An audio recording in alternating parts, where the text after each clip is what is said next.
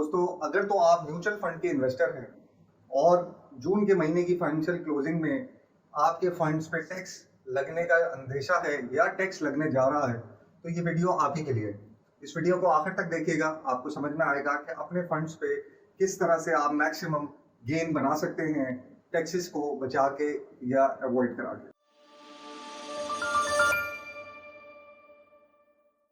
अस्सलाम वालेकुम व्यूअर्स, क्या हाल है? खैरियत से? मैं उमर खुर्रम एक और वीडियो को लेकर आपकी खिदमत में हाजिर हूँ। दोस्तों, जैसे आप जानते हैं कि फिस्कल ईयर क्लोजिंग में म्यूचुअल फंड कंपनीज आमतौर पे अपने नॉन डिविडेंड प्रोडक्ट्स यानी कि जो पूरे साल जिनमें इन्वेस्टमेंट इनफ्लो आउटफ्लो होता है उसका डिविडेंड अनाउंस करती है। ये एक रेगुलेशन है SECP की, जिसके तहत कोई शख्स कभी भी इन्वेस्टर बना हो उसको डिविडेंड का पार्ट बनाया जाता है, चाहे वो एक दिन पहले आए या पूरे पिछले एक साल 1 जुलाई से अब तक डिविडेंड के टाइम तक इन्वेस्टर रहा हो। इसमें जो शख्स जितना ज़्यादा टाइम गुजार चुका होता है म्यूचुअल फंड की इन्वेस्टमेंट में उसको तो इतना फ़र्क नहीं पड़ता, लेकिन वो लोग जो पिछले कुछ महीनों में और दिनों में इन्वेस्टर बनते हैं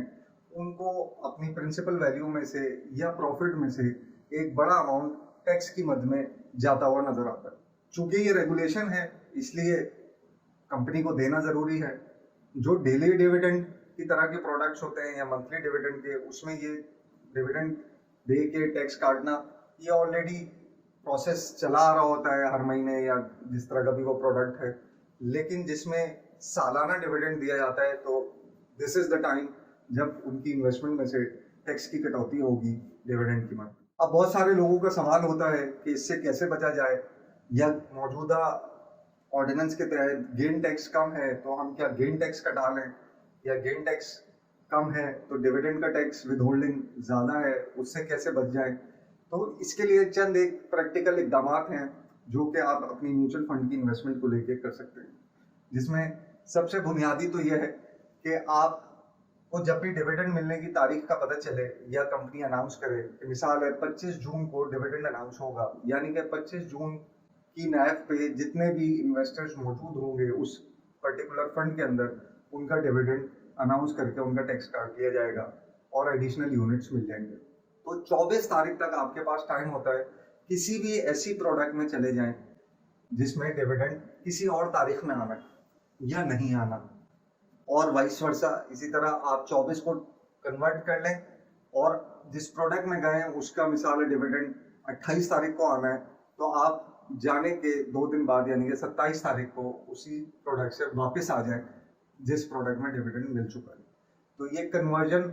इनटू अदर फंड का जो कॉन्सेप्ट होता है कि जिससे आप डिविडेंड का टैक्स चूंकि ज़्यादा है वो बच जाता है और आपको कन्वर्जन पे सिर्फ गेन टैक्स अप्लाई होगा।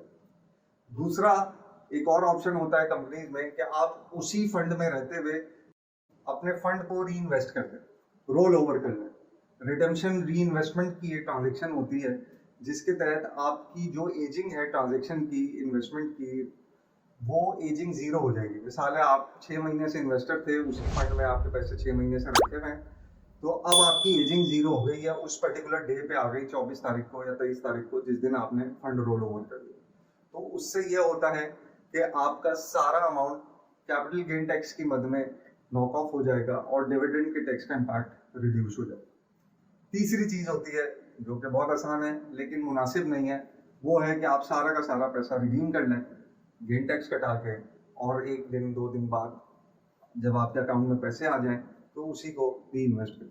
ये इनकरेजिंग प्रोसेस नहीं होता क्योंकि इसमें एक ट्रांजेक्शन आउटफ्लो भी हो जाती है, गेन टैक्स भी कट जाता है, बैंक में 2-3 दिन पैसा भी रखा रह जाएगा, उसका कोई प्रॉफिट भी नहीं होगा, और फिर आपको ये पूरा प्रोसेस 2 दफ़ा करना पड़ता है कि आपको दोबारा उसकी इन्वेस्टमेंट में भी जाना पड़ेगा। ये तो हो गया वक्त से पहले बचने का तरीका। अब किसी शख्स का ये टाइम निकल गया या डिविडेंड अनाउंस हो गया या वो उस वक्त तक ये तीनों कामों में से कोई काम नहीं कर पाया,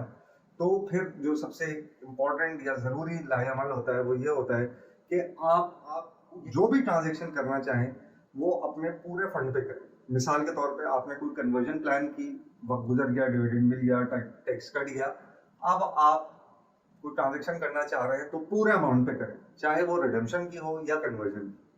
उससे ये होगा जो डिविडेंड मिलने से नैफ पीछे आ गई, आपको एडिशनल यूनिट्स मिल गए, टैक्स कट गया, अब उसके पीछे जो एडजस्टमेंट का एलिमेंट है, ओवर टैक्सेशन का, जो पार्ट आपने अर्न नहीं किया और उसका भी टैक्स दिया हुआ है जो कि बाद में एडजस्ट होना है, तो उसको फौरन एडजस्ट करने का तरीका यही होता है। मिसाल है, आपको जून में डिविडेंड मिला, आपने उसको अवेल कर लिया, टैक्स कर लिया, यूनिट्स मिल गए। अब आप सितंबर में आए कुछ ट्रांजेक्शन करने हैं, आपको कुछ पैसे निकालने हैं या कन्वर्ट करने हैं, तो उस वक्त आप पूरे पैसों से अपनी 100% यूनिट से वो ट्रांजेक्शन करें, ताकि जितना भी एडजस्टमेंट का एलिमेंट है वो उसी में नॉक ऑफ हो जाए और आपका जो भी एक्स्ट्रा टैक्स कटा था वो बराबर होता है। एक्स्ट्रा टैक्स की जो डेफिनेशन है या जो एक्सप्लेनेशन है वो उसको समझने के लिए ये ज़रूरी है कि हमने म्यूचुअल फंड्स के डिविडेंड के हवाले से कुछ वीडियोस भी पहले बनाई नहीं है, आप उसको भी रेफर कर सकते हैं, आपकी स्क्रीन पे अवेलेबल होंगी। ये एक रेगुलेशन है जिसके तहत आप इस साल के आखिर में जो भी उस प्रोडक्ट की इनकम है उसको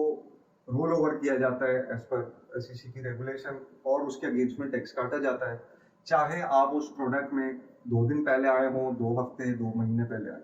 या पूरे साल रहे हैं। ये बहरहाल आप पे भी लागू होगा। उम्मीद करते हैं आपको इस बात से समझ में आएगा कि अपने फंड्स पे आप गेन टैक्स कटाने का बेनिफिट ज़्यादा लेना चाहेंगे या डिविडेंड के टैक्स से आपको बेनिफिट ज़्यादा होगा। एजिंग के हवाले से आप इस चीज़ को अपने पर्सनल एडवाइज़र जो भी उस कंपनी का है, आप उससे भी मशवरा कर सकते हैं। मज़ीद मालूमात के लिए आप हमें कमेंट भी कर सकते हैं और आपके कमेंट से हमें बताइए कि किस तरह का कंटेंट आप समझना चाहेंगे, किस तरह की कैलकुलेशन। तो इंशाल्लाह मैं और मेरी टीम उस पर आपको वीडियो प्रोड्यूस कर देंगे। मुझे इजाज़त दीजिए, इंशाल्लाह अगली वीडियो में मुलाकात होगी।